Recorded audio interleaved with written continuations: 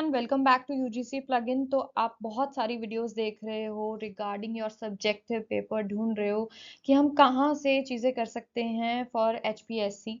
तो HPSC PGT के जो इंग्लिश का एग्ज़ाम है उसकी ग्रामेटिकल जो चीज़ें हैं वो मैं आपको क्लियर करूँगी अपनी सारी वीडियोस के थ्रू। एंड जितना भी आपका सब्जेक्टिव पेपर में, हमने हालांकि इसको ऑब्जेक्टिव में भी डिस्कस किया था इन चीज़ों को कि कैसे हम आर्टिकल लिखते हैं, कैसे क्या फॉर्मेट रहते हैं। अगर आपने फॉर्मेट्स नहीं देखे आप मेरी उन वीडियोस को देख सकते हो, क्योंकि वो सारी की जितनी भी वीडियोस हैं जिसमें मैंने फॉर्मेट्स डिस्कस किए हैं वो सारे फॉर्मेट पहले आपको ऑब्जेक्टिव में सिर्फ उन पे क्वेश्चंस पूछे जाने थे, बट अब वो फॉर्मेट आपको फॉलो करना है वहां पे लिखने के लिए। तो आप आर्टिकल का फॉर्मेट जरूर देखिए, आप फॉर्मल राइटिंग का देखिए, आप इनफॉर्मल राइटिंग का देखिए, आप प्रेसी का देखिए। तो ये सारी चीजें आपके बहुत काम आने वाली है जब वहां पे आप लिखेंगे, क्योंकि अभी आपको सब्जेक्टिव में खुद से लिखना है, राइट। सो यहाँ पे सब्जेक्टिव पेपर के लिए मैं आज की वीडियो में आपको प्रेसी राइटिंग के बारे में सारी डिटेल्स दूंगी एंड कुछ tips and tricks, not the format, because format की जो वीडियो है वो इसके अंदर मैं आई बटन के आप क्लिक करोगे तो वहां पे आपको मिल जाएगी, मैं अटैच कर दूंगी इसके साथ। अब ये वीडियो है उसके अंदर आप उस फॉर्मेट को देखते हुए जब आप लिखेंगे तो वहां पे आपको किन चीजों का ध्यान रखना है, क्या मिस्टेक्स नहीं करनी है, ये चीज बहुत इंपॉर्टेंट है। तो सबसे पहले हम कुछ टिप्स एंड ट्रिक्स यहाँ पे सीखेंगे। So I am going to give you 7 tips and tricks जो आप यूज कर सकते हैं while writing the precis in your exam. तो सबसे पहले आपको पैसेज को बहुत ही अच्छे से अंडरस्टैंड करना है, पढ़ना है, क्योंकि आपको पैसेज का टाइटल भी देना है एट द एंड, है ना। तो आपको टाइटल डिसाइड करना है जिसकी वजह से आपको यहाँ पे इसको बहुत ही अच्छे से केयरफुली पढ़ना है। प्लस आपको मेन आइडिया आइडेंटिफाई करना है, ठीक है जी, कि मेन आइडिया क्या है, पैसेज किस बारे में है, एनवायरनमेंट के ऊपर है, कोविड के ऊपर है, या किसी अदर कोई इकोनॉमिकल चीज के ऊपर है, किसी भी what ever is the subject of that जो पैसेज रहेगा आपका, वो आपको वहां से ग्रैब करना है। And ignore unnecessary details. अब उसके कोई सिम्टम्स लिखे हैं, कॉजेज लिखे हैं, वो सारा आप साइड पे कर दो। पहले आप ये देखो कि पैसेज किस बारे में है, कोई साइंस की चीज है जिस बारे में है, कोई इकोनॉमिक्स की है, कोई नॉर्मल लिटरेसी के बारे में है, कोई पॉलिसी के ऊपर आपको पैसेज है, या किस चीज के ऊपर पैसेज है एग्जैक्टली, ठीक है। देन नेक्स्ट आपने क्या करना है, यूज कंसाइज लैंग्वेज। अब आपको लिखना है तो लिखने के लिए आपको ज्यादा क्या होती है कि जब आप कम शब्दों का प्रयोग करते हैं ज्यादा बात को कहने के लिए, वही हम प्रेसी को कहते हैं, तो वही आपको करना है। बस आपको 2 लाइनों के लिए एक छोटी लाइन चूज करनी है, इस तरीके से, है ना। सो अवॉइड वर्बोसिटी, यानी बहुत ज्यादा आपको इलेबोरेट नहीं करना है, बहुत ज्यादा आपको एग्जैजरेट नहीं करनी है अपनी बात को। एंड कीप इट न्यूट्रल, यानी कहना भी सब कुछ है लेकिन शब्दों का इस्तेमाल भी कम करना है। Now next thing, maintain the original tone. कई बार क्या होता है कि पैसेज होता है जिस पैसेज में हम अपनी ऑडियंस से या अपने रीडर्स से क्या कर रहे हैं, एक क्वेश्चन पूछ रहे हैं एक तरह का, कि आपको क्या लगता है एनवायरमेंट ऐसे है, या मतलब एक एग्जांपल अगर मैं लूं, तो आपको भी प्रेसी लिखते हुए टाइम ये भूलना नहीं है कि जो ओरिजिनल पैसेज है वहां पे जो इंटेंट है जो लिखते हुए, वही सेम टोन आपकी जो है रहनी चाहिए प्रेसी के अंदर। सो प्रिजर्व द ऑथर्स इंटेंट, ठीक है, सेम आपको इंटेंशन वहां पे रखनी है। And formal language always use करनी है आपको, हे हाय इस तरीके से, like don't use casual words जो हम आमतौर पे यूज करते हैं। देन स्ट्रक्चर बनाना है आपको अपनी प्रेसी का। सबसे पहले स्टार्ट विद द टाइटल, ठीक है, then follow logical order. Logical order क्या होता है, लॉजिकल ऑर्डर ये होता है कि अगर आपको किसी चीज के सिम्टम्स दिए हैं तो सिम्टम्स आप कहाँ लिखेंगे, कॉजेज आप कहाँ लिखेंगे, ठीक है, उसकी रेमेडीज आप कहाँ लिखेंगे। आप सबसे पहले रेमेडी तो लिख नहीं देंगे किसी चीज की, पहले आप उसके सिम्टम्स बताएंगे, फिर उसके कॉजेज डिस्कस करेंगे, उसके बाद उसके जो है रेमेडीज देंगे, उसके बाद उसका एंड अप करेंगे, right. So there should be a sequence, a logical order जिस चीज की यहाँ बात हो रही है। And stick to 1/3 length. And बिल्कुल ही ये तो प्रेसी का मेन रूल है कि precis is the 1/3 of the original passage, तो आपको 1/3 लेंथ के ऊपर स्टिक टू रहना है, यानी बहुत ही कम प्रिसाइज वे में आपकी ये चीजें रहेंगी जो आप लिखेंगे। देन नेक्स्ट थिंग आता है कि right in your own words. ये भूलना मत, बच्चे नंबर यहीं कटते हैं। बहुत सारे बच्चे कॉपी पेस्ट करके आ जाते हैं, है ना, कि प्रेसी क्या होती है उसको छोटा करके लिख दो। हम नॉर्मली यही बोलते हैं कि प्रेसी इज ओरिजिनल पैसेज को छोटा करके लिख दीजिए। तो जब आप छोटा करके लिखते हैं तो आपको कॉपी पेस्ट नहीं करना होता है, ठीक है। आपको अपने खुद के वर्ड्स वहां पे यूज करने होते हैं। सो फोकस ऑन असेंशियल्स, कोई ऐसी इंफॉर्मेशन भी ना हो जो आपने बिल्कुल जिसके बारे में डिस्कस ही नहीं किया। मान लीजिए आपने सिम्टम्स बताए ही नहीं किसी चीज के, ठीक है, और ओरिजिनल पैसेज में दिए हुए हैं, तो ऐसा नहीं। आपको छोड़ना भी कुछ नहीं है, लेकिन आपको बहुत ज्यादा डिस्कशन भी नहीं करनी है।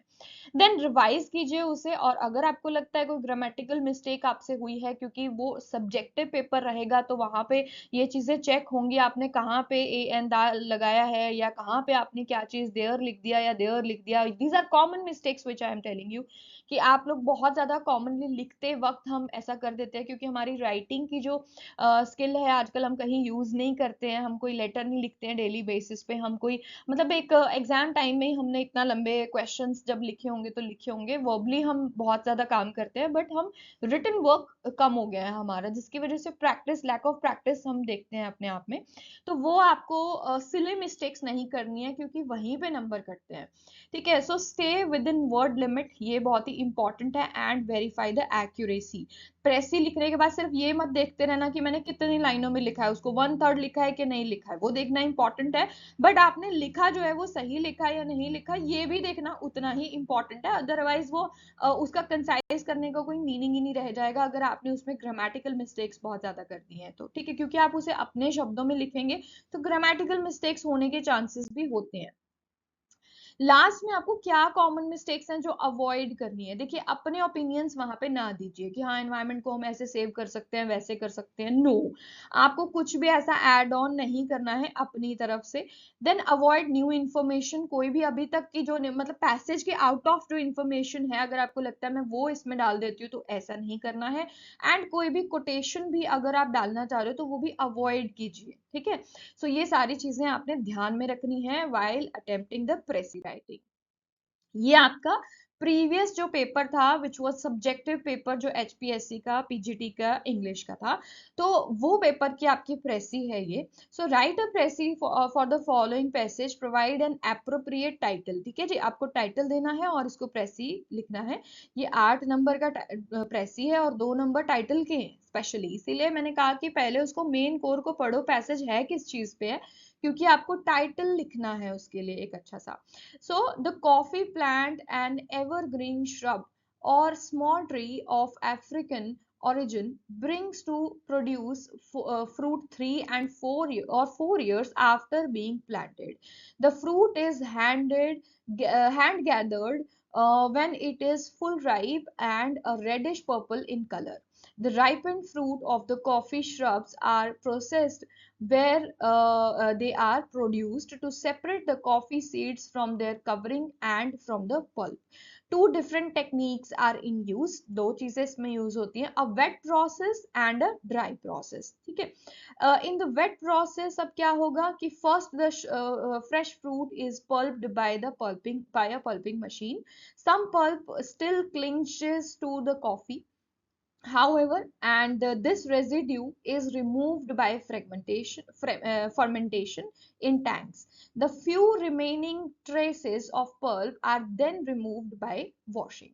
The coffee seeds are then dried to a moisture content of about 12%, either by exposure to sun or by hot dryers. If dried in the sun, they must be turned by hand several times a day for even drying. In dry process में क्या होता है कि the fruits are immediately placed to dry either in the sun or in hot dryers. Considerably more time and equipment are needed for drying than in the wet process.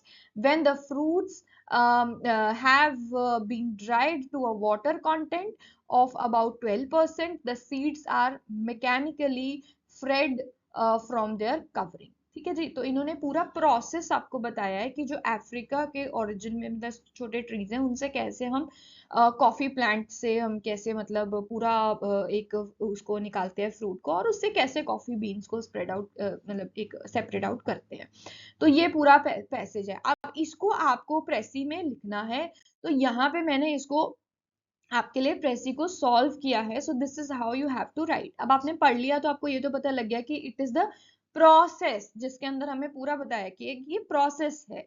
Process of what? Techniques, processing techniques of coffee seeds, कैसे coffee seeds बनते हैं, उनकी processing की पूरी technique आपको यहाँ पे explain की गई है। So this is the appropriate title, ठीक है। जरूरी नहीं है कि मैंने ऐसे लिखा है तो आपको भी एग्जैक्ट वही चीजें डालनी है कि प्रोसेस डाला। If it is a process then you can write it process, है ना।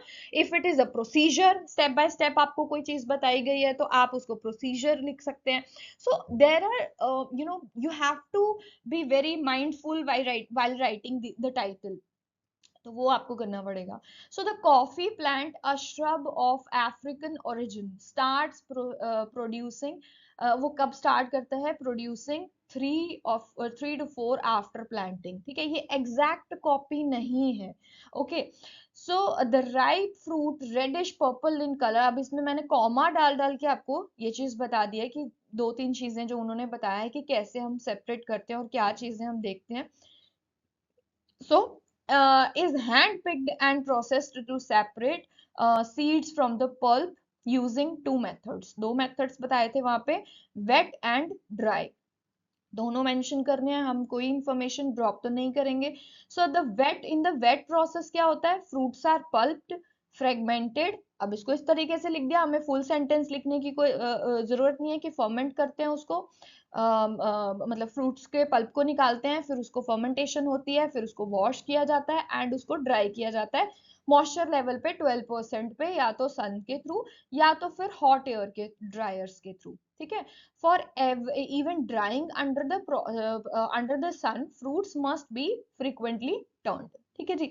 द ड्राई प्रोसेस में अंदर क्या होता है? It involves directly drawing the fruits using similar method, वही मेथड, अब क्या लिख दिया यहाँ पे? सिमिलर मेथड से ही हम ड्राई करते हैं, दोबारा उसको एक्सप्लेन नहीं किया है, ठीक है। But requires more time and equipment, लेकिन इसमें ज्यादा समय लगता है वेट के कंपैरेटिव।